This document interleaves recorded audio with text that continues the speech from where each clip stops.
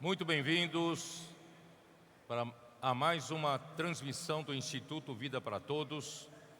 Tema geral, Evangelho de João, Palavra, Vida e Edificação.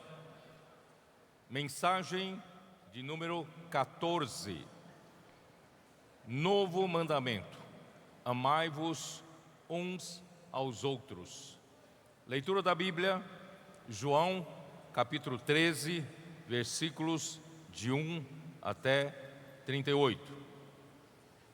Depois da última palavra, última mensagem, temos feito um retrospectivo, de tudo que aconteceu na vida e a obra do Senhor Jesus aqui na terra, incluindo a profecia em Isaías 53, sobre a sua morte, ressurreição e ascensão. Nós fizemos também uma retrospectiva da maneira como Jesus operava, sendo o enviado de Deus. Ele não falava a sua própria palavra, e sim, ele falava a palavra do Pai que o enviou, e a palavra que ele falava, o Pai que permanece nele, fazia a sua obra. É assim que ele deixa um modelo para nós aqui, se quisermos trazer ele de volta até o final dos tempos. Nós vamos precisar desse modelo, seguir esse modelo, honrar quem Deus enviar e ouvir a sua palavra, porque a palavra do profeta escolhido por Deus é a própria palavra de Deus, é a palavra de Deus que faz a obra de Deus. O inimigo de Deus quis confundir as mentes dos homens, sempre questionando a respeito do canal escolhido por Deus. Isso desde o Velho Testamento, os profetas escolhidos por Deus enfrentaram essa oposição, e também no Novo Testamento, sempre os que foram escolhidos para serem o porta-voz do Senhor, sempre teve esse questionamento.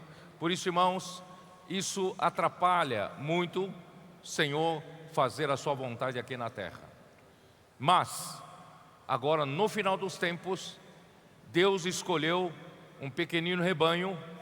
Deus escolheu a igreja em Filadélfia, uma igreja que tem pouca força, mas é uma igreja que ama a palavra, é uma igreja que não nega o nome do Senhor, não substitui o Senhor pela sua capacidade, mas é uma igreja que confia no poder da palavra para fazer a obra, não confia na sua própria força. Então, finalmente, queridos irmãos, o Senhor encontrou ambiente aqui entre nós para avançar. E depois de tantas oposições por parte dos líderes dos judeus, e o povo judeu também não entendeu exatamente para que aqui ele veio, o Senhor finalmente saiu à busca das suas ovelhas. E, irmãos, aqui eu vou já direto, porque nós temos muito que falar hoje. Capítulo 13, versículo 1. Ora, antes da festa da Páscoa, sabendo Jesus que era chegada a sua hora de passar deste mundo para o Pai, tendo amado os seus que estavam no mundo, amou-os até ao fim. Irmãos, antes da festa da Páscoa, Jesus tinha consciência que esta era a última festa da Páscoa. Em outras palavras, ele seria sacrificado nessa Páscoa como o Cordeiro Pascal. Então ele sabia que era chegada a sua hora de passar desse mundo para o Pai. Mas é interessante ele dizer aqui: tendo amado os seus, amou-os até ao fim. Quem são esses os seus?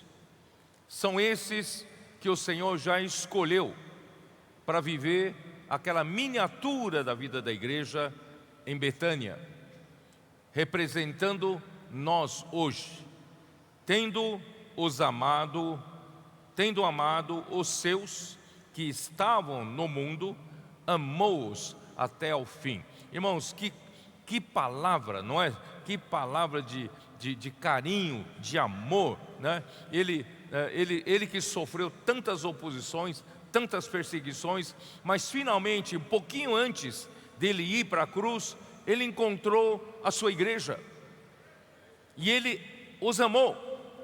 Se ele os amou, ele vai amar até o fim. Você faz parte desses? Irmãos, eu creio que o Senhor nos chamou para fazer parte deles. O Senhor nos amou e vai nos amar até o fim. João, capítulo 13, finaliza uma sessão, a primeira sessão do Evangelho de João. Irmãos, eu não programei para isso. Esta conferência, soberanamente, Deus fez com que esta última mensagem terminasse em João capítulo 13. Porque os 13 primeiros capítulos do Evangelho de João fazem parte de uma sessão, de um bloco. Essa sessão revela que Deus enviou seu Filho para introduzir o próprio Deus como vida eterna ao homem. Essa é a primeira sessão. Deus, Ele quer introduzir a vida eterna, né? Como vida eterna ao homem. Por isso Ele enviou seu Filho para introduzir o próprio Deus como a vida eterna. Deus quer dar vida eterna ao homem, e Ele enviou seu próprio Filho como a palavra para poder introduzir o próprio Deus como vida eterna ao homem. João capítulo 3, versículo 16, versículo muito conhecido por todos, expressa bem o sentimento do bloco 1, primeiro bloco de João. 3,16, vocês sabem falar de cor. Porque Deus amou ao mundo de tal maneira que deu o seu Filho unigênito, para que todo aquele que nele crê não pereça, mas tenha a vida eterna. E a vida eterna é próprio Deus. Deus quer introduzir Ele mesmo no homem como vida eterna. Por isso era necessário que o Filho dele se tornasse carne e ainda morresse por nós, para nos resgatar, para nos redimir para si. Entretanto, Deus quer dar vida eterna para o homem, mas eu já expliquei várias vezes, a vida é uma coisa misteriosa, a vida é uma coisa abstrata, a vida é uma coisa de difícil explicação. Por isso, Deus mandou o próprio Filho dele como a palavra. No princípio era a palavra estava com Deus e a palavra era Deus. Mas um dia essa mesma palavra se fez carne e habitou entre nós, irmãos, cheio de graça e de verdade. Agora ficou mais concreto. Para receber a vida, nós precisamos receber a palavra, não é? E graças a Deus, Cristo é a palavra. Ficou mais fácil de nós recebermos a vida eterna, ouvindo a palavra e crendo a palavra e recebendo a palavra. No entanto, não é tão fácil assim, porque todo homem escolhido por Deus, traz muito questionamento por parte dos homens, não é isso? Para receber a palavra de Deus, a palavra que contém a vida eterna, o homem precisava crer que Cristo era o enviado de Deus. Aí está o grande problema. Os líderes judeus não conseguiam crer que Cristo era o enviado de Deus, era o Cristo, era o Messias, não é? E toda a obra, né, que ele fazia, a palavra que Cristo profetizava, não era do homem, mas sim do próprio Pai que estava nele. E essa palavra, que tinha origem no Pai, é que realizava a obra de Deus. Nós já lemos isso na parte da manhã. Vou reler João capítulo 5, versículo 36, como diz. 5:36.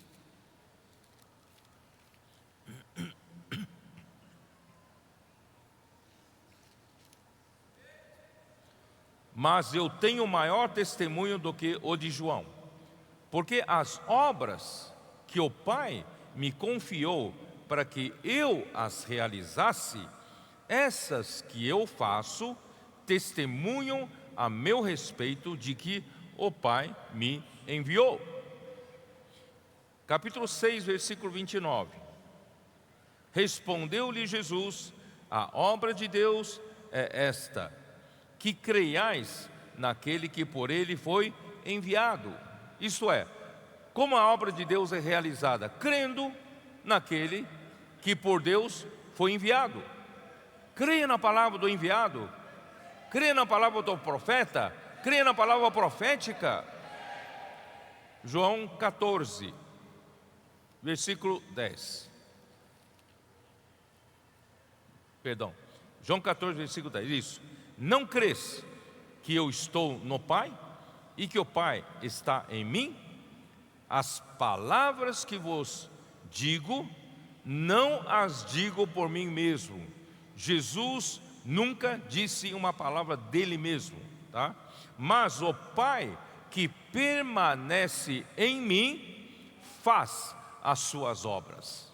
A palavra que Jesus falava, ele não falava de si, mas quem falava era o próprio Pai, eram palavras do Pai sendo falada por ele e que realizava a obra de Deus. Então as obras, por isso que o versículo 14, capítulo 14, versículo 11 diz: crede-me que estou no Pai e o Pai em mim, crede ao menos por causa das mesmas obras.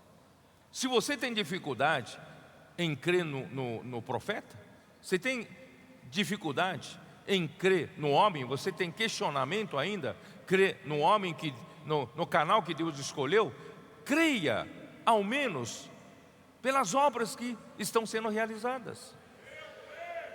Certo ou não? Se você não consegue crer no homem, creia nas palavras que Deus está realizando por meio da palavra. Por isso, irmãos, as obras que Jesus realizava, os sinais, os milagres, eram a confirmação de Deus de que Ele era o profeta enviado de sua parte para dar vida eterna ao homem e realizar a sua vontade. Irmãos, essa é a intenção do primeiro bloco do Evangelho de João. Infelizmente, o povo de Israel não recebeu Jesus como profeta, isto é, por parte de seus líderes.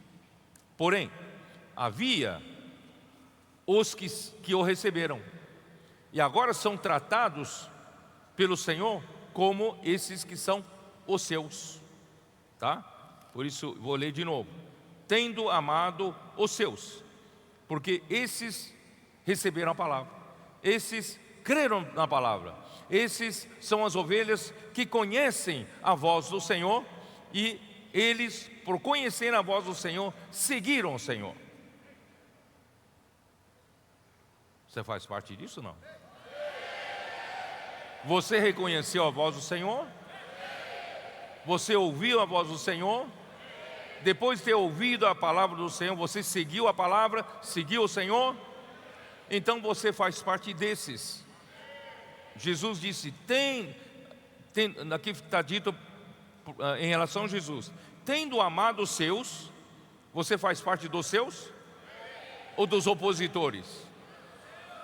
Tendo amado os seus, que estavam no mundo, você ainda está no mundo, amou-os até o fim. Então Ele vai nos guardar até o fim. Agora, a segunda sessão do Evangelho de João vai a partir do capítulo 14 até o final do Evangelho de João, capítulo 21.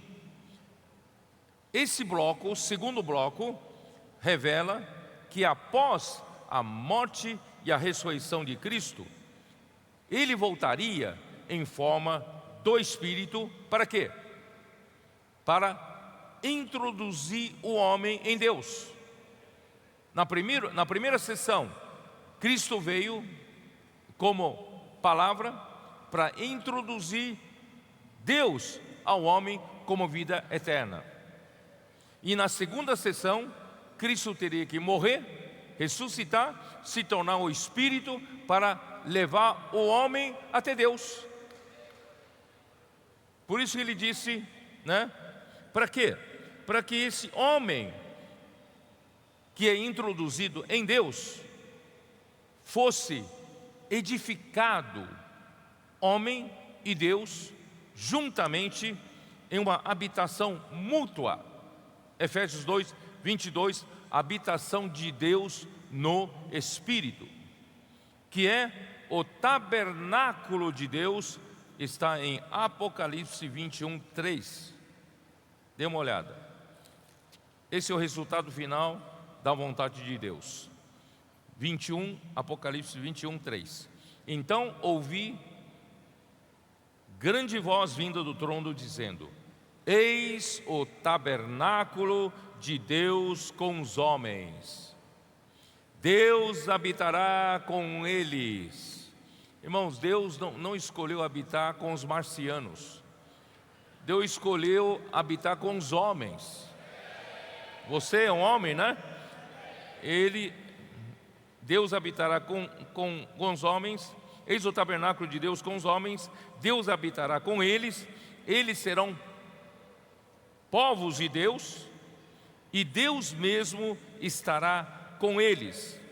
Essa última frase aqui tem uma versão muito boa que eu gosto muito, que é a versão Jerusalém, que diz assim, e ele, referindo-se a Deus, e ele, aí vem o nome composto de Deus, Deus com eles, e ele, Deus, né? E Deus com eles é um nome composto. Deus agora não é mais só Deus, agora Deus com os homens. É um nome composto de Deus, Deus com eles, e ele, Deus com eles, será o seu Deus. Nosso Deus, irmãos, para a eternidade, pela eternidade, esse será Deus com os homens. Porque não dá para separar mais, porque nós e ele nos tornaremos um. Assim como o Pai e o Filho são um. E nós somos introduzidos nessa unidade. Não é maravilhoso, irmãos? Essa é a segunda sessão do Evangelho de João, que nós vamos ver a partir da semana que vem, tá bom? Então vamos voltar para João capítulo 13. Por isso, irmãos, para finalizar a primeira sessão, Jesus precisava realizar a parte mais difícil como homem, ou seja, a sua crucificação.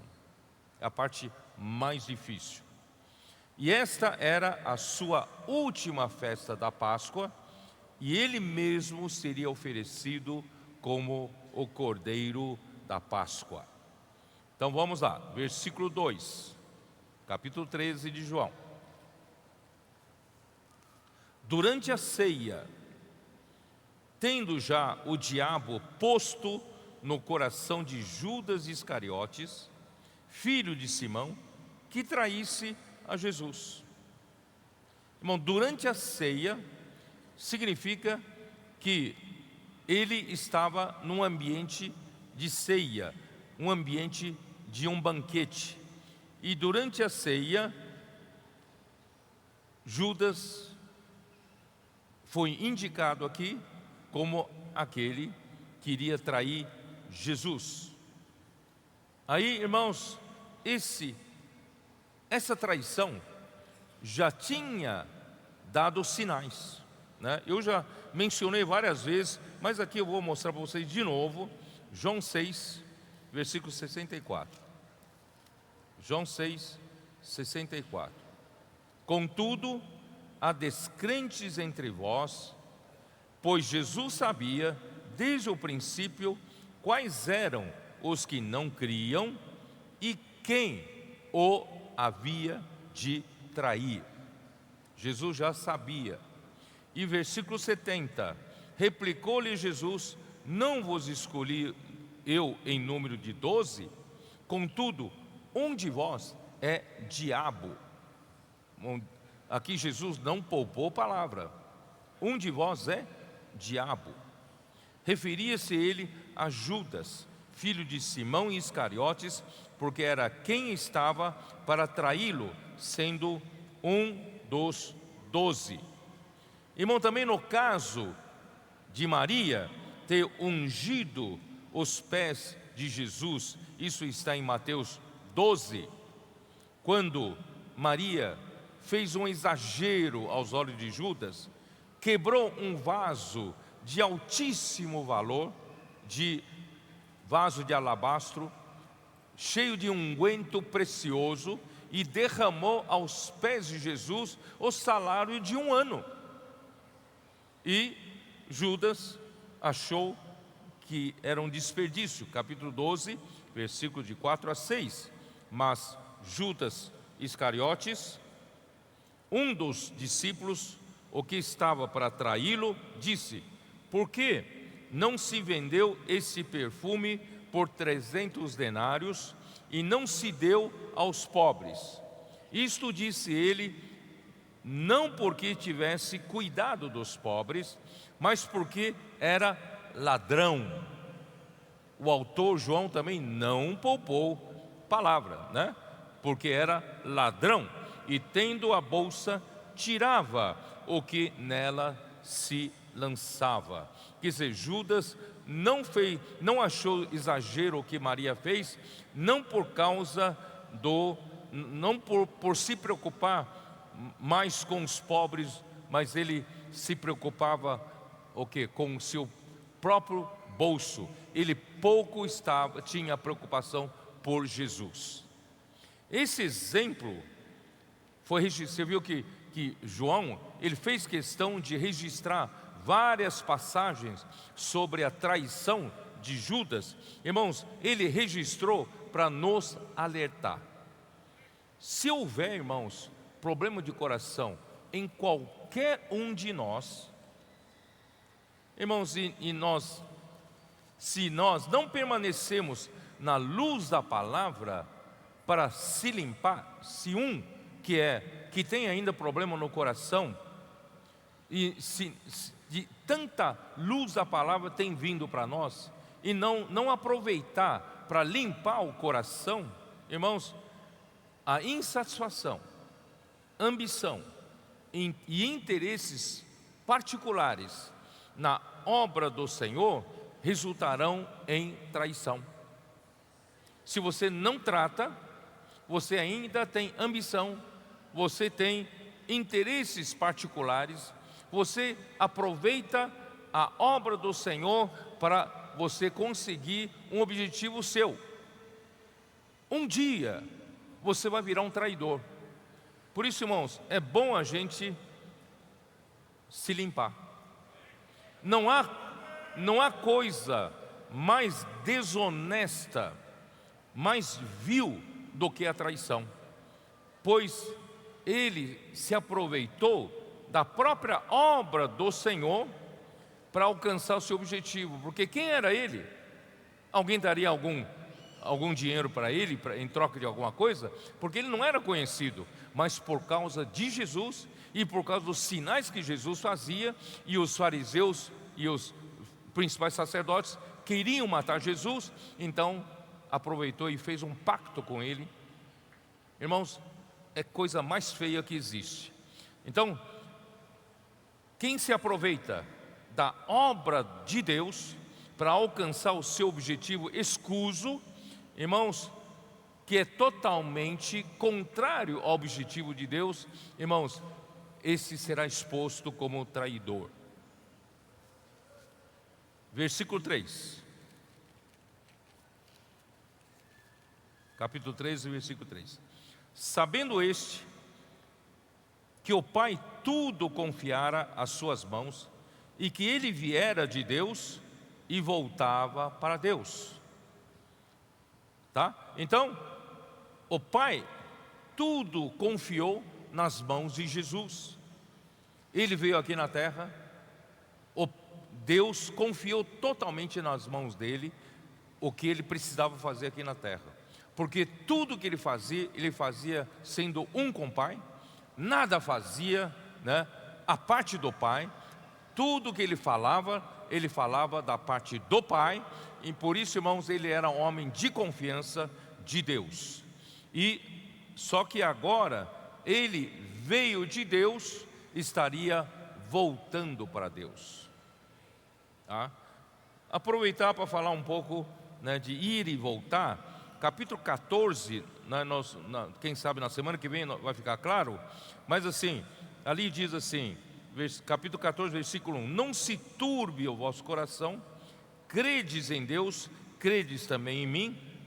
Na casa de meu Pai há muitas moradas. Aí fala em seguida, se eu não fora. Quer dizer, Jesus precisava ir. O que é Jesus ir? É a morte do Senhor. Jesus iria através da sua morte, né? Se eu não fora, eu vou-lo teria dito, mas vou preparar-vos lugar. E quando eu for e preparar lugar, voltarei e vos receberei para mim mesmo, para que onde eu estou, estejais vós também. Então eu vou. Era necessário que Jesus fosse ao Pai. Ele veio do Pai e agora era o momento dele ir para o Pai. Ele precisava morrer. Só que a ida para o Pai, irmãos, é para preparar lugar no Pai, para nos levar para o Pai.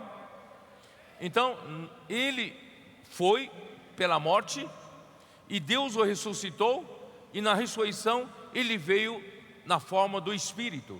Ele foi e voltou.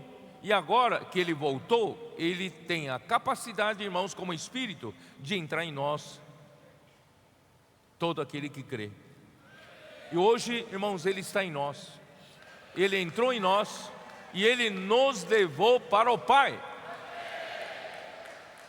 Você e eu estamos no Pai por meio do Espírito de Jesus. Assim como Jesus estava no Pai, hoje nós também estamos no Pai. Nós também estamos em Deus. Senhor Jesus. Vamos lá. Versículo 1.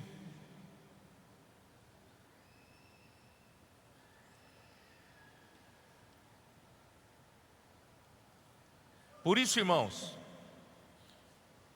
eu li na mensagem passada, Isaías 53, versículo 1, que Cristo é o braço do Senhor, revelado em Isaías 53, 1, isto é, Cristo é o que executa a vontade de Deus. Ele foi confiado por Deus para executar a vontade de Deus aqui na terra e não terminou a sua obra. Ele hoje gerou a sua igreja e ele dá continuidade da execução da vontade de Deus, agora está com a igreja. Só que ele não nos deixou sozinho, ele está conosco, tá? Ele vai continuar executando a vontade do Pai através de nós. E capítulo 5 de João, versículo 22, diz o seguinte: o Pai a ninguém julga, mas ao Filho confiou todo o julgamento, a fim de que todos honrem o Filho, do modo porque honram o Pai. Quem não honra o Filho, não honra o Pai que o enviou. Então, irmãos, se Deus confiou tudo a Jesus na execução da vontade de Deus, irmãos, porque ele tem essa responsabilidade. Se ele tem essa responsabilidade, irmãos, quem não honra ele, não honra o Pai.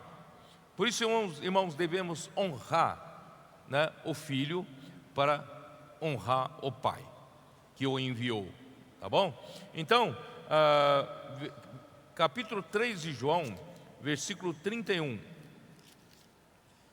diz o seguinte: quem vem das alturas certamente está acima de todos.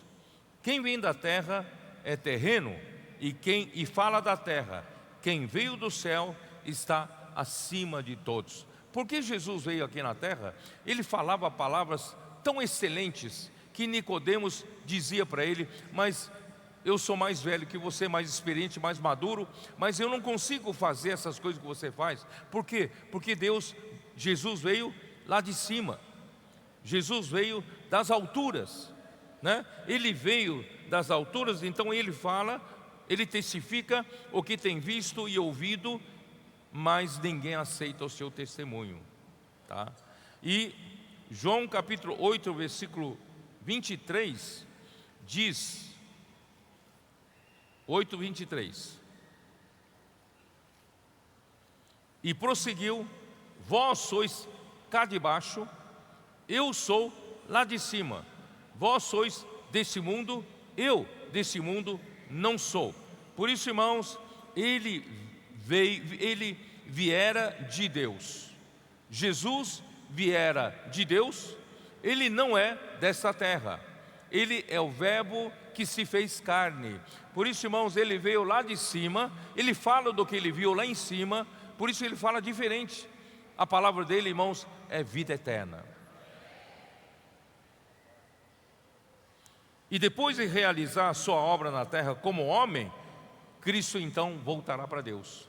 Então ele está terminando a sua tarefa da sua parte terrena da obra do Senhor que Deus lhe deu para realizar, tá? E já estava no finalzinho.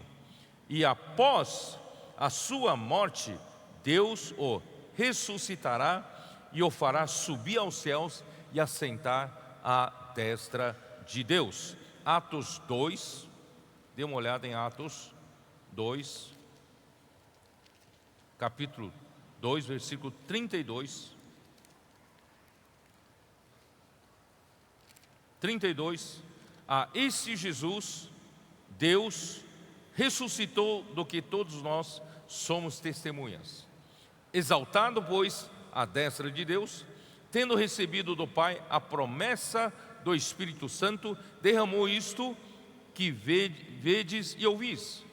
Porque Davi não subiu aos céus, mas ele mesmo declara: disse o Senhor ao meu Senhor: assenta-te à minha direita, até que eu ponha os teus inimigos por estrado dos teus pés. Esteja absolutamente certa, pois, toda a casa de Israel, de que a este Jesus que vós crucificastes, Deus o fez Senhor e Cristo. Ele veio do Pai, agora estava cumprindo toda a sua missão aqui na terra, morrendo na cruz por nós. Ele voltaria para o Pai através da sua crucificação. Senhor Jesus. Então vamos continuar lá.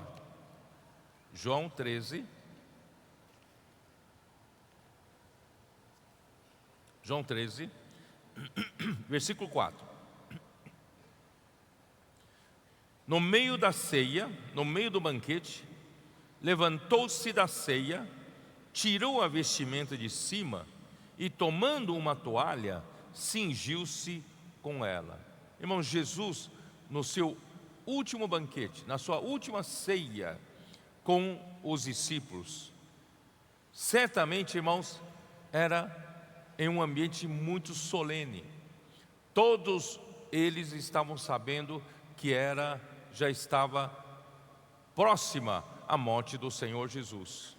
E Jesus certamente era o convidado, o homem mais ilustre daquele banquete, certo ou não?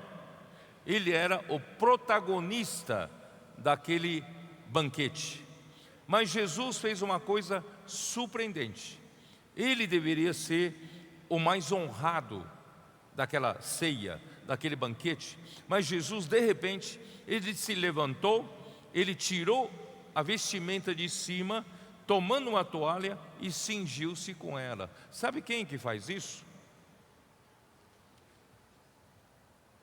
Um nobre, um anfitrião, né? Um protagonista, né? O principal ilustre do convidado do banquete. Irmãos, estaria certamente muito bem vestido e muito bem servido. Mas Jesus, antes de partir, ele queria dar uma lição. Ele queria deixar um exemplo para nós. Então, o que ele fez? Ele se levantou, tirou a vestimenta de cima, pegou uma toalha e cingiu. Quem que cinge com uma toalha? Quem que cinge com uma toalha? É um serviçal, não é? Jesus, que era o convidado mais ilustre daquele banquete, ele tirou a roupa de cima, né, a vestimenta de cima, pegou uma toalha e cingiu. Ele se fez de servo. E pegou, ele estava se fazendo no papel de um serviçal. Depois deitou água na bacia e passou a lavar os pés aos discípulos e a enxugar-lhes com a toalha com que estava cingido. Era uma surpresa. Passou a lavar os pés dos discípulos e enxugar com a toalha que ele pôs na cinta. É totalmente um servo, um serviçal. Irmãos, ele foi lavando os pés e os discípulos certamente ficaram surpresos. Aí quando se aproximou de Simão Pedro, ele é sempre mais escandaloso, né? Quando chegou perto de Simão Pedro, e esse lhe disse: Senhor, tu me lavas os pés a mim? Respondeu-lhe Jesus: o que faço não o sabes agora, compreendê-lo-ás depois. Disse Pedro: nunca me lavarás. Nunca me lavará os pés. Aí respondeu-lhe Jesus: se eu não te lavar, não tens parte comigo. Então Pedro lhe pediu: Senhor, não somente os pés, mas também as mãos e a cabeça. Sempre escandaloso.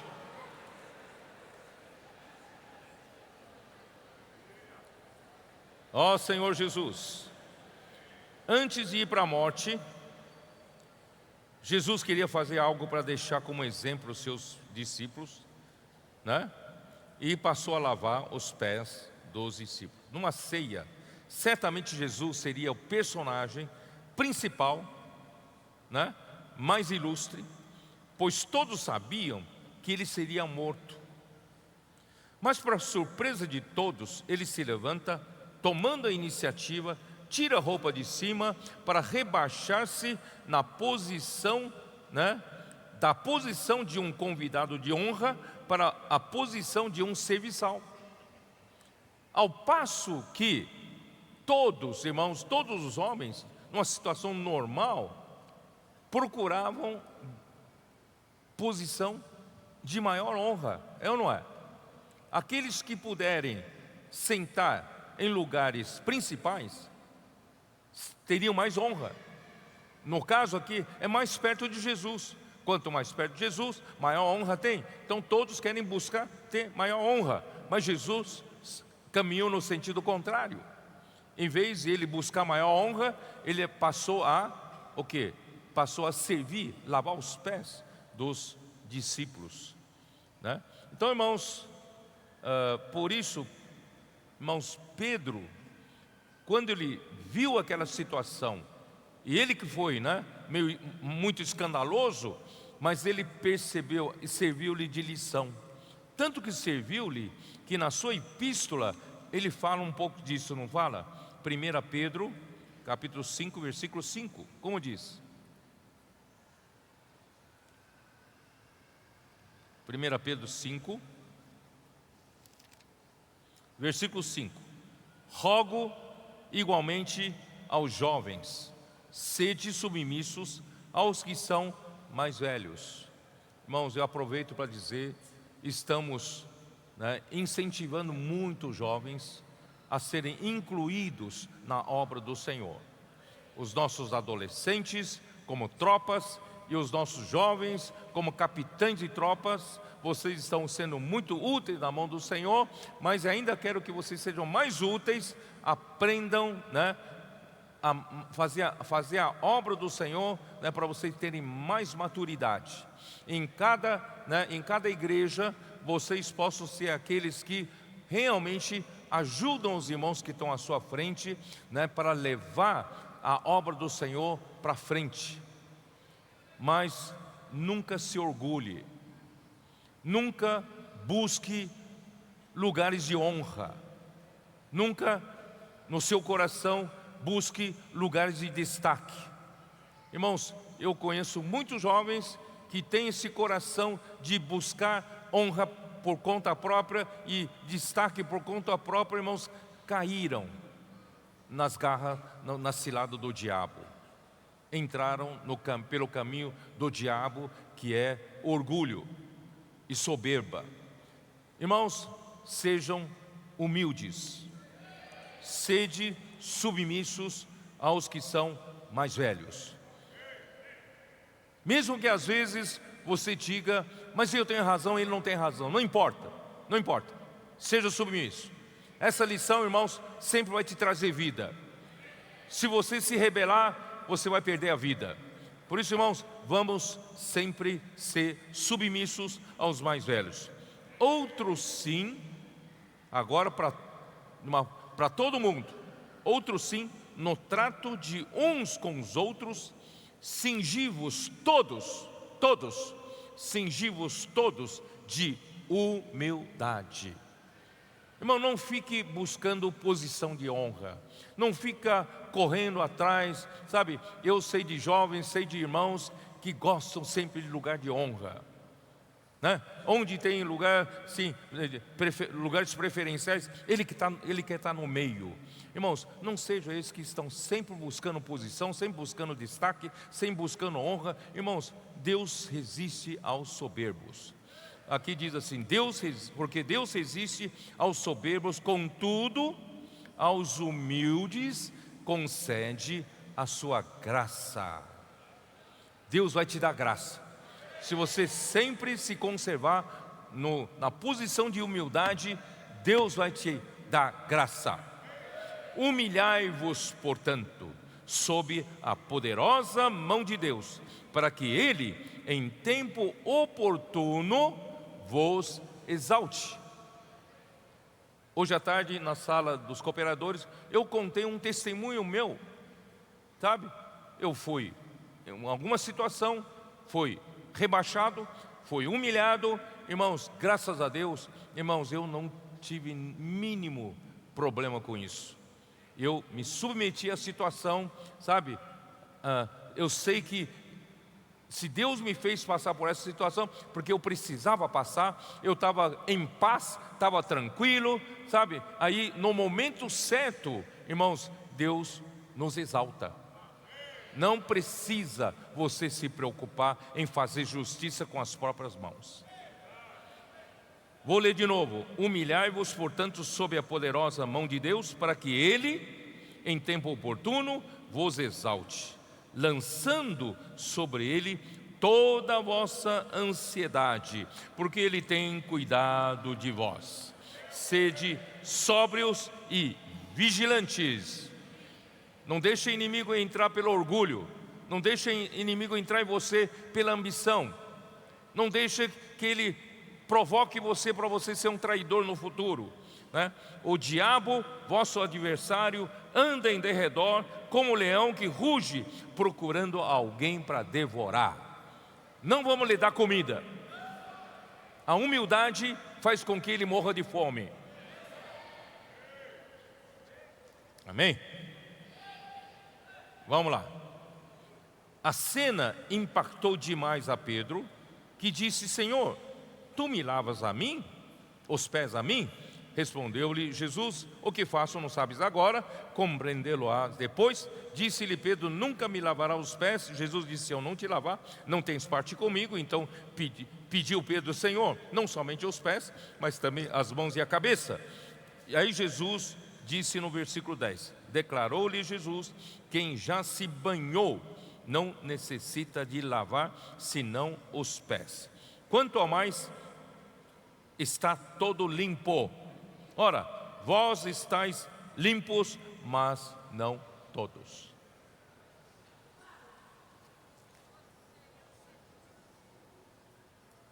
Se você já tomou um banho, certo? Não precisa lavar outra vez. Só lavar os pés. Assim eram os costumes, porque os pés com sandálias sujavam, né? Então, se você já está limpo. Mas como é que você está limpo? Você está limpo mesmo? Você tomou banho? Não me refiro a você tomou banho antes da reunião, tá? Mas você já está limpo? Você tomou banho? Hein? Irmãos,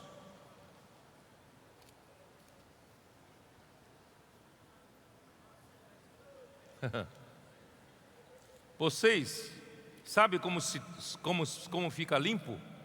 João capítulo 15, versículo 3. Lembre-se que João 15, o traidor já não estava mais aí. Estavam os 11, tá? Então João 15, versículo 3. Vós já estáis limpos pela palavra que vos tenho falado. A palavra que Jesus fala nos limpa. A palavra profética nos limpa. Vós já estáis limpos. Aqui diz: vós já estáis limpos, mas não todos. Por que não todos? Versículo 11 diz: pois ele sabia quem era o traidor.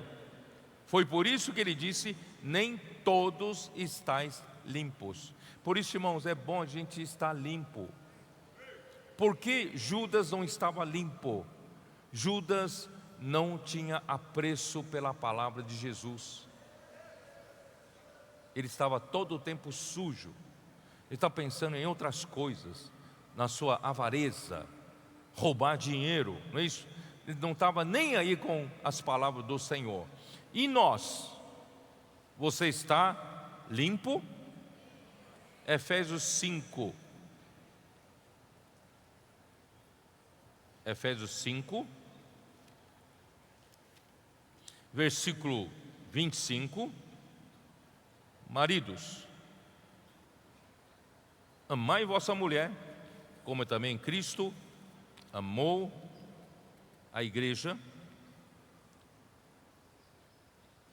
É isso, né? E a si mesmo se entregou por ela, para que ele se entregou para que a santificasse, tendo-a purificado por meio da lavagem de água pela palavra. Jesus ama a igreja. Ele morreu pela igreja. Ele se entregou pela igreja. Para quê? Para quê? Para a santificar. Cristo está santificando-nos, tendo-nos purificado pela lavagem de água pela palavra. Então, irmãos, a palavra está nos lavando, a palavra está nos limpando.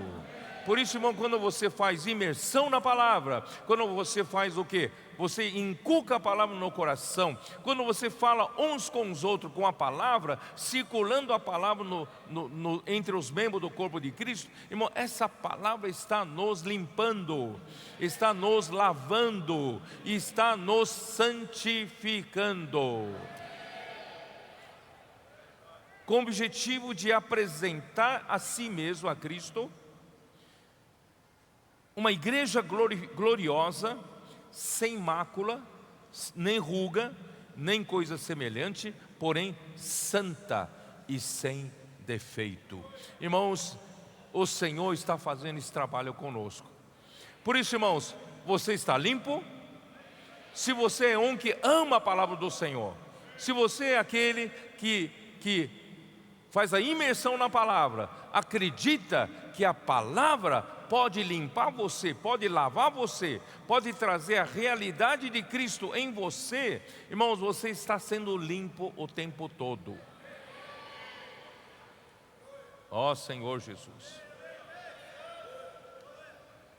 Vamos continuar. João 13, versículo 12.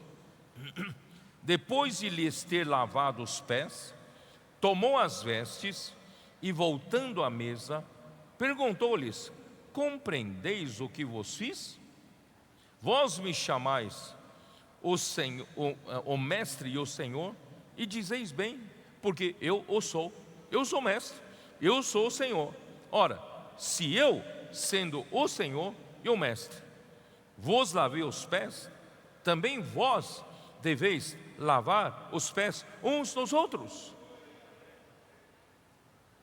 Se Jesus se rebaixou, se curvou, se humilhou para lavar os pés dos discípulos, mas Ele é o mestre, Ele é o Senhor, e nós? Qual seria a nossa atitude? Claro, é um exemplo, de uma certa forma, um exemplo impactante, e nós também devemos, irmão, fazer a mesma coisa, lavar os pés uns dos outros. Você se humilharia e lavaria os pés dos seus irmãos? Ó Senhor Jesus.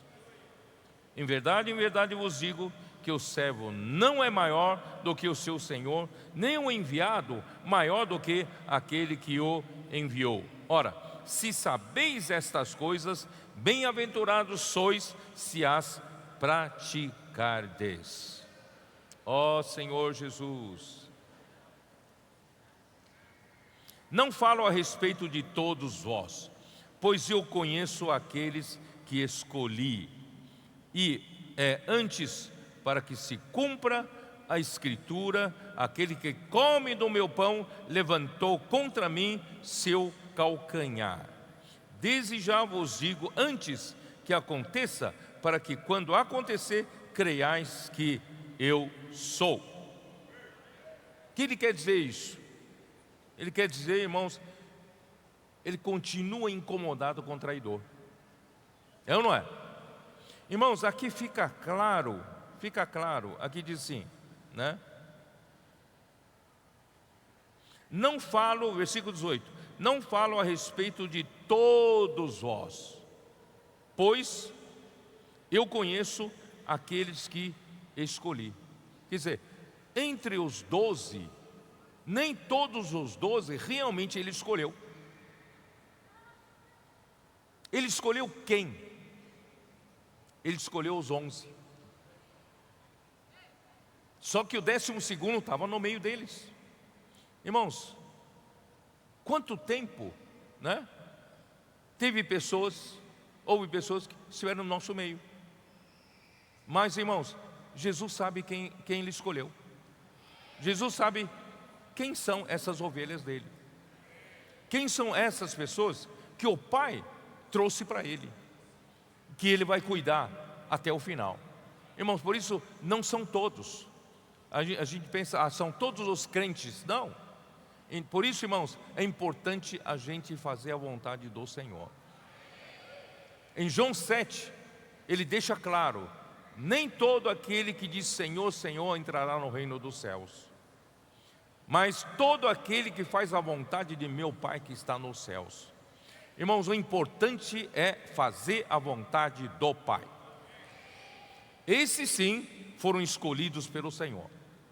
Você quer fazer parte desses?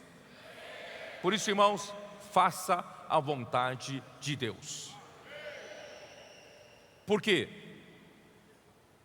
Tem um que come do meu pão, surfa na minha onda, anda comigo para ganhar fama e depois usa essa fama para ganhar dinheiro, não é? Aquele que come do meu pão levantou contra mim o seu calcanhar, me deu um chute, me deu um coice. Não é feio, não é feia a traição, irmãos? Jesus está incomodado. Desde já vos digo, antes que aconteça. Jesus já estava predizendo várias vezes, né? Antes que aconteça, para que quando acontecer, os discípulos possam crer que Ele era o Eu Sou. Ele sabe de tudo. Ele é o próprio verdadeiro. Ele é a própria existência, né? Ó Senhor Jesus, em verdade vos digo, quem recebe aquele que eu enviar, a mim me recebe, e quem me recebe, recebe aquele que me enviou. Irmãos, quando você vai para a rua, posso orar por você? Todo aquele que receber você, estará recebendo o próprio Senhor, não é? Quem recebe aquele que eu enviar, a mim me recebe, e quem me recebe, recebe aquele que me enviou. Quer dizer, quem recebe você, recebe o Senhor, e quem recebe o Senhor, recebe o próprio Deus. Olha só como nós somos importantes. Um comportor na rua, pregando o evangelho do reino, um adolescente na rua, posso orar por você? Ó Senhor Jesus, nós somos aqueles que foram enviados pelo Senhor. Estamos fazendo essas coisas em nome do Senhor. Quem nos recebe, recebe o Senhor e recebe o próprio Deus. Amém. Dita essas coisas, versículo 21, angustiou-se Jesus em espírito e afirmou, em verdade vos digo, que um dentre vós me trairá. Irmãos, vocês percebem que isso magoa o coração de Jesus. Jesus estava com isso incomodado, não estava? A todo o tempo ele volta e fala sobre isso, né? Então os discípulos olharam uns para os outros, sem saber quem ele se referia, né? Ora, ali estava aconchegado a Jesus um dos seus discípulos, aquele a quem ele amava. A esse fez Simão Pedro sinal, dizendo-lhe, pergunta a quem ele se refere. Quem aqui entre nós? Quem é um traidor? Pergunta. Então aquele discípulo é João, reclinando-se sobre o peito de Jesus, perguntou, Senhor, quem é? Só que perguntou em particular, não foi no público. Respondeu-lhe Jesus, é aquele a quem eu der o pedaço de pão molhado. Tomou, pois, um pedaço de pão e, tendo-o molhado, deu-o a Judas, filho de Simão Iscariotes. E após o bocado, imediatamente entrou nele Satanás. Jesus o chamou de diabo, João o chamou de ladrão, e agora entrou nele Satanás. Então disse Jesus, o que pretendes fazer, faze-o depressa. Vai lá fazer. Nenhum, porém, dos que estavam à mesa percebeu a que fim lhe dissera isso. Pois como Judas era quem trazia a bolsa, pensaram alguns que Jesus lhe dissera, compra o que precisamos para a festa, ou lhe ordenara que desse alguma coisa aos pobres. E ele, Judas, tendo recebido o bocado, saiu logo, e era noite. É interessante, Saiu logo, era noite. Saiu da presença da luz do mundo, era noite, né? Queridos irmãos, eu quero dizer o seguinte: um de vós me trairá, um que come do meu pão, um que seguiu bem perto a Jesus. Ele viu o procedimento de Jesus, ouviu cada palavra de Jesus, ele viu o coração de Jesus, mas nada disso conseguiu fazer com que o seu caminho fosse direito. Irmãos, é muito triste, mas graças a Deus nós temos um exemplo de Timóteo. Timóteo também seguiu de perto. A quem? Ao apóstolo Paulo. 2 Timóteo 3, como diz ali, versículo 10. Abra lá. 2 Timóteo 3, versículo 10. Tu, porém,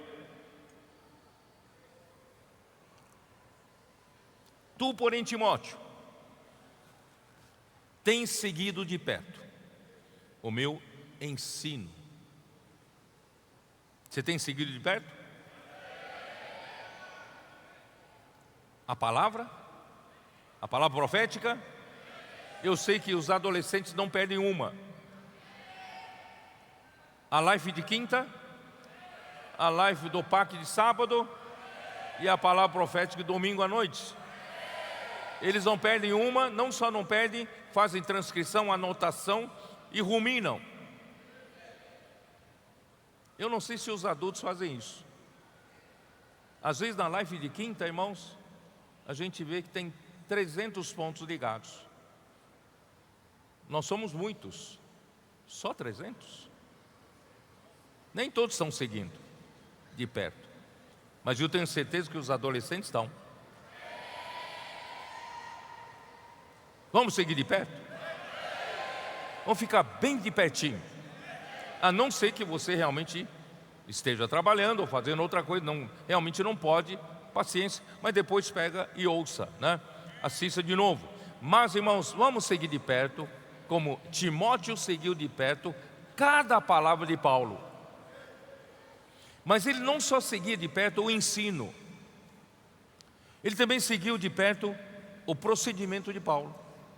Como Paulo procedia em cada situação diferente. Numa bonança, numa aflição, numa situação de conflito, como Paulo procedia. Timóteo acompanhou. Qual era o propósito do coração de Paulo? Qual o propósito? Ele não tinha ambição, ele não tinha, luta pela posição, ou ele não buscava fama e nem popularidade.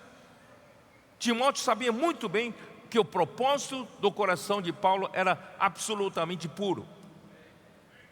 Ele conhecia fé de Paulo. Mesmo às vezes a situação estava preta, difícil, muitos problemas, parece que aquela igreja vai sucumbir nessa situação, mas Paulo tinha fé. Paulo confiava que Deus pode fazer alguma coisa. E ele conhecia a longanimidade de Paulo, a paciência, esperando a infantilidade, as pessoas possam crescer, amadurecer, Ele conhecia o amor que Paulo tinha, ele conhecia a perseverança que Paulo tinha, ele conhecia todas as perseguições e também conhecia os sofrimentos. Irmãos, todos os 12 apóstolos, 12 discípulos do Senhor acompanharam Jesus assim de perto. Só que um não se aproveitou disso. Ele traiu a Jesus. Irmãos, é isso que magoava o coração de Jesus. Magoava. Esse que come do meu pão, diz ele, voltou-se, contra mim o seu calcanhar. Me deu um coice, tá? Ó Senhor Jesus. Por isso, irmãos, nesse semestre, vamos seguir de perto o Senhor? Muitos irmãos já fizeram sua programação de conferências. Vamos correr atrás da palavra.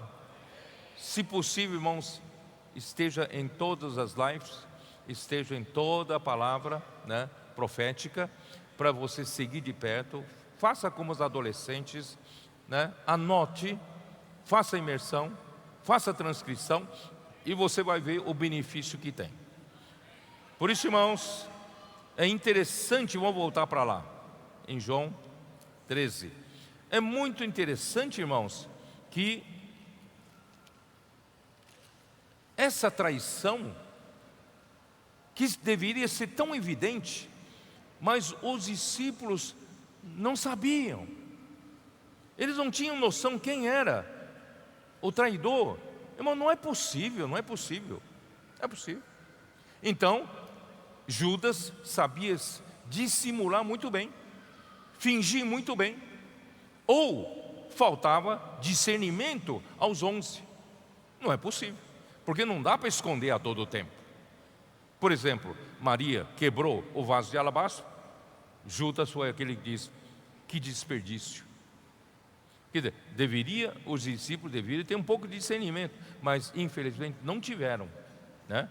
E quando comeu o bocado, Satanás entrou em Judas, e ninguém tinha percebido sobre isso. Ainda assim, não perceberam quando Judas saiu. Por isso, irmãos, às vezes nós precisamos ter um pouco, irmãos, nós precisamos ser simples como a pomba, mas não precisamos ser prudentes como a serpente. Precisa ter um pouco de percepção, né? Às vezes não pode ser bobão assim, não. A gente não pode ser tão ingênuo também nas coisas espirituais.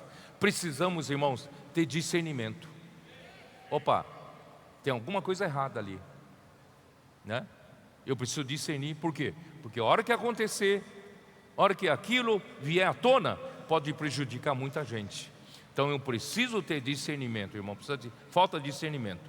E ali diz, versículo, onde eu estou, em versículo 29, né? É isso. Pois Judas era que trazia a bolsa. Eu já li isso, né? 29 e 30. Agora 31.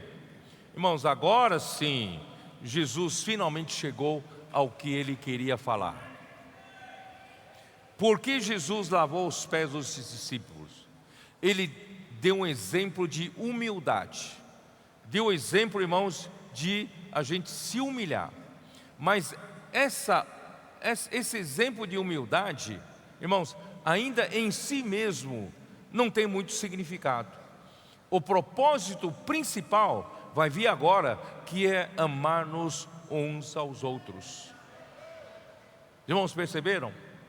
Irmãos, se o Senhor parasse apenas em lavar os pés, irmãos, vai ficar como infelizmente hoje na religião se pratica lava-pés, lava-pés, lava-pés, lava-pés, mas se esquece de que o lava-pés veio em seguida, veio o quê? Veio o Senhor falar do novo mandamento. Então lava-pés não é para se tornar um ritual. O lava-pés é para a gente se humilhar, para a gente poder amar-nos uns aos outros. Não sei se os irmãos perceberam, né? Então, irmãos, versículo 31. Quando Judas saiu, Jesus disse o quê? Agora foi glorificado o Filho do Homem, e Deus foi glorificado nele. Se Deus foi glorificado nele, também Deus o glorificará nele mesmo, e glorificá-lo-á imediatamente. O que é isso? Você entendeu alguma coisa? Quando o traidor foi indicado e o traidor foi apartado, o Filho do Homem foi glorificado, e Deus também foi glorificado em Cristo. E se Deus foi glorificado em Cristo, Deus também glorificará Cristo em Deus mesmo. Isso irá acontecer muito breve, que é na sua morte e ressurreição. Não sei se vocês entenderam. Eu vou falar de novo, tá? Quando Judas saiu, o Filho do Homem foi glorificado. E Deus foi glorificado com ele. E se Deus foi glorificado com Cristo, Deus também vai glorificar Cristo em Deus mesmo. E isso vai acontecer muito breve, porque ele diz imediatamente, não é isso? Esse imediatamente significa o quê? Logo, logo vai acontecer. Esse logo, logo é quando? Na sua morte e ressurreição, Deus vai glorificar Cristo, tá? Aí em seguida ele fala: filhinhos, ainda por um pouco estou convosco, buscar-me-eis, e o que eu disse aos judeus, também agora vos digo a vós outros, para onde eu vou, vós não podeis ir. Irmãos, é muito interessante Jesus usar essa palavra filhinhos, que depois João na sua epístola, ele usa muito, né? Filhinhos. Irmãos, Jesus usou filhinhos, teknion, que é criancinha. Irmãos, é uma palavra muito carinhosa quando o traidor sai. Agora, irmãos, ele usa uma palavra carinhosa para com os 11. Filhinhos, o Senhor está, depois que o traidor sai, o Senhor quer nos chamar de filhinhos. Vocês são os meus filhinhos. Vocês são os meus queridinhos. Vocês são os meus que eu amo e eu vou amar até o fim. Olha que privilégio podemos ser esses filhinhos do Senhor.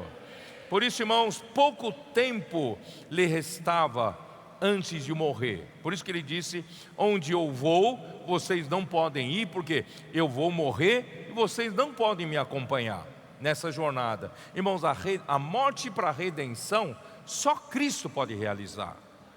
Nem você nem eu temos parte nisso para fazer a redenção. Só Cristo pode realizar. Por isso que nós não podemos ir com Ele.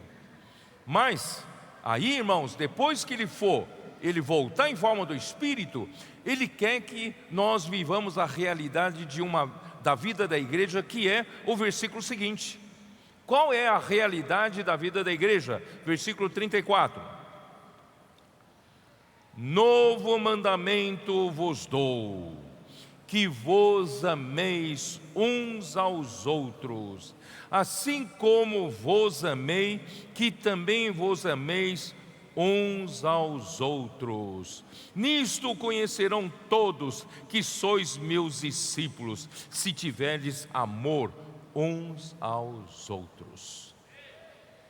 Ó Senhor Jesus. O que Deus, irmãos, realmente espera da vida da igreja não é também tanta obra que a gente vai fazer para Ele, mas, irmãos, Ele quer produzir um tecido de amor entre nós.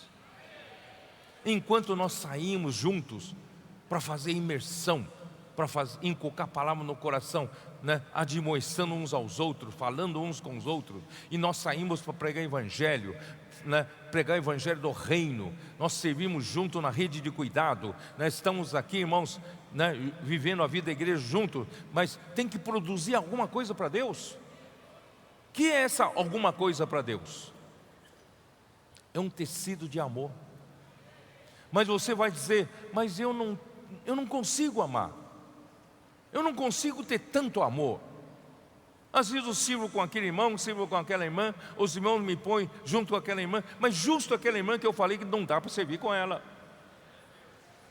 E aquele irmão é esquisito demais, não é? Eu não tenho esse amor pelos irmãos. Mas, irmãos, não é o seu amor. O amor, a matéria-prima desse amor é o amor de Deus. E o amor de Deus onde está? Vem de onde? Irmão, vem da palavra. A palavra traz Cristo. Cristo é Deus. E Deus é amor. O amor de Deus, irmãos, vem toda hora Enquanto a gente faz imersão na palavra, inculcando a palavra no coração, você não percebe, mas o amor de Deus está entrando em você, está acumulando você como realidade. Cristo está preenchendo você com o amor de Deus. E você, sem perceber, você começa a amar aqueles que você não conseguia amar. Você tem essa experiência ou não? Ó Senhor Jesus. Se nós não formos para essa direção, irmão, nós estamos trabalhando em vão. Temos que ir para essa direção, inculcando a palavra, imersão na palavra, não é? Cheios da palavra do Senhor, irmão, temos que estar recebendo o amor de Deus como a urdidura. O fio que vem de Deus é o amor de Deus como urdidura. Esse fio que é o amor de Deus como urdidura nos dá, fornece, sabe, o amor fraternal. Esse amor de Deus nos enche tanto do amor de Deus dentro de nós, nos faz ter amor fraternal entre nós. E nós, irmãos, nós passamos a ter o amor fraternal como fios horizontais, com fios transversais. Nós temos o amor de Deus vindo como urdidura e nós como trama, como o amor fraternal como trama. Irmãos, e nós estamos entrelaçando o amor de Deus com o amor fraternal. Entrelaçando, é um fio no outro, não é isso? Esse entrelaçamento, irmãos, é que vai produzir a edificação da igreja. Esse entrelaçamento, irmãos, é que vai produzir um tecido de amor. O amor de Deus, irmão, tem um poder adesivo, tem um poder de cola. Você sabia disso? O amor de Deus tem um poder de liga. Ele consegue ligar você com outro, né? Colossenses 3. Ó Senhor Jesus. Colossenses 3, versículo 14 ou versículo 13 fala assim: suportai-vos uns aos outros, perdoai-vos mutuamente, caso alguém tenha, né, queixa contra alguém, contra outrem, assim como o Senhor vos perdoa, assim também perdoai vós. Acima de tudo isso, porém, esteja o amor que é o vínculo da perfeição. Ele é o que nos vincula com perfeição. Tem uma versão judaica completa que diz assim: o amor é o que nos une com perfeição. O amor é o único elemento de liga, o elemento que nos conecta, que nos cola, irmãos, que nos une, irmãos, é o amor de Deus. Por isso, irmão, quanto mais nós recebemos pela palavra a realidade do amor de Deus em nós, irmãos, nós passamos a ficar colados com os irmãos, passamos a ficar ligados, conectados, e não só isso, entrelaçados.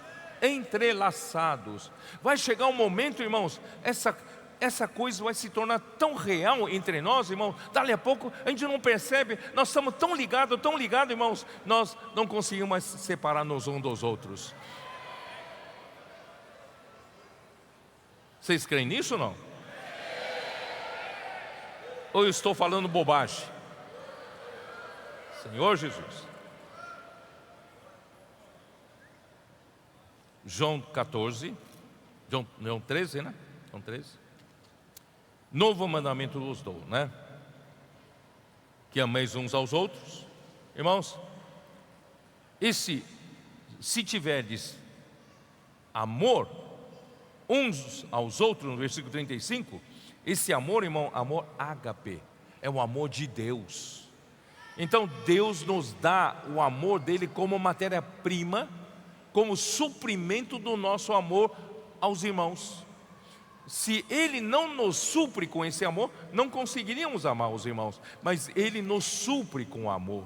E como Ele nos supre com amor, vou repetir, é com a palavra. Por isso, irmãos, Efésios 3, versículo 17, como diz Efésios 3. Senhor Jesus. Efésios 3. Versículo 17: e assim habite Cristo no vosso coração, pela fé, estando vós arraigados, alicerçados em amor. Quer dizer, quando você permite que Cristo passa a morar em você, passa a habitar em você, como Ele consegue fazer isso? Através de você fazer imersão na palavra, você inculcar a palavra, você receber a palavra. Irmãos, conforme você permite que Cristo habite no seu coração, não só no espírito, na sua alma, irmãos, o que vai acontecer? O amor começa a aparecer em você como base, como alicerce. Para quê? Para a construção que Deus quer, que é a edificação da igreja, né? Aí, a fim de poderes compreender, junto com todos os santos, qual é a largura, o comprimento, a altura e a profundidade. Aí sim, irmãos, você vai entender a verdadeira dimensão desse universo. Não o universo físico, não o universo visível, que tem a largura, tem o comprimento, tem a altura, tem a profundidade, mas aqui se refere ao universo, irmãos, de Deus, ao universo da eternidade. Assim, irmãos, juntamente com todos os santos, com Cristo habitando no nosso coração, tendo base o amor, como base amor, irmãos, eu vou compreender com todos os santos a verdadeira dimensão de Deus. E conhecer o amor de Cristo, que excede todo entendimento. Irmão, a nossa mente não alcança, mas Deus está infundindo esse amor dentro de nós. O amor de Cristo que excede todo entendimento. E qual o objetivo disso? Para que sejais tomados, para que sejais cheios até toda a plenitude de Deus. Deus quer encher você, encher você, encher você. Deus quer encher você. E Deus é o quê? Deus é amor. Quando Deus encher você, você estará cheio de amor. Cheio de amor. E qual é a coisa mais perfeita? 1 Coríntios 13, versículo 10.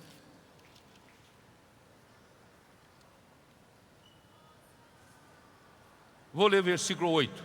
O amor jamais acaba, mas havendo profecias, desaparecerão, havendo línguas, cessarão, havendo ciência, passará, porque em parte conhecemos e em parte profetizamos. Quer dizer, tudo isso ainda, irmão, tudo que nós vivemos ainda não é na plenitude da dimensão espiritual. Tudo que nós estamos desfrutando, irmão, por mais que estamos desfrutando de uma coisa maravilhosa, ainda em parte. Vier o que é perfeito. Quando vier o que é perfeito, o que é o perfeito? É o amor. Irmãos, o amor é o perfeito. Então o que é em parte será aniquilado. Irmão, acredite, quando tudo isso acabar, nós irmos para a dimensão de Deus, você vai perceber, eu já disse isso, é difícil explicar para você, né? Na nossa dimensão, a dimensão de Deus, você vai sentir como nunca sentiu ser tão amado. Porque quando tudo isso acabar, irmãos, nós vamos mergulhar em Deus. É como se você mergulhasse numa piscina de amor. Já pensou? Você está na piscina de amor? Você está mergulhado no amor, cheio de amor, tão abraçado, tão amado. Ó Senhor Jesus, porque você estará em Deus e Deus é amor. Vamos usar esse amor para amar uns aos outros. E nós vamos estar juntos, irmãos. Nós vamos estar inseparáveis. Não tem como você falar, eu não quero os irmãos, não gosto de irmãos, né? Não, você vai estar inseparável. Você vai estar, né? Fatalmente ligado, né? Não tem outro jeito. Ó Senhor Jesus. Irmãos, capítulo 4 de Efésios. Vou terminar aqui, tá? 4 de Efésios, versículo 15 e 16. Mas seguindo a verdade em amor. A verdade é a palavra. Seguindo a verdade em amor, cresçamos em tudo naquele que é a cabeça, Cristo, de quem todo o corpo, bem ajustado e consolidado, essa palavra consolidado é coalescido, entretecido. Irmãos, aqui para frente já fala desse tecido de amor, bem ajustado e coalescido pelo auxílio de toda junta, segundo a justa cooperação de cada parte, todo mundo vai funcionar, né? Efetua o seu próprio aumento para edificação de si mesmo em amor. Você quer estar mergulhado nesse amor? Então é melhor você se preparar desde já. Irmão, lavar os pés foi uma preparação para o ambiente de amor que Deus quer nos dar e quer para si. Por isso, irmãos, vamos cada um se despir da posição de honra para servir o outro com humildade e com sinceridade do coração. Você está disposto, em nome do amor, despir-se da sua posição de honra e se rebaixar com humildade e servir ao outro? Assim, irmãos, o ambiente entre nós será de Filipenses 2, 1 a 4, para terminar. Filipenses 2, 1 a 4. Se há, pois, alguma exortação em Cristo, alguma consolação de amor, alguma comunhão do Espírito, se há entranhados afetos em misericórdia, compaixão, empatia, completai a minha alegria de modo que penseis a mesma coisa. Irmão, nós pensamos a mesma coisa, estamos entretecidos em um só tecido. Não faz sentido o tecido pensar diferente, não é? Completai a minha alegria de modo que penseis a mesma coisa, tenhais o mesmo amor, sejais unidos de alma, tendo o mesmo sentimento. Nada façais por partidarismo ou vanglória. Em King James atualizada fala, nada fazendo por rivalidade ou por vaidade. Não somos rivais de ninguém, não.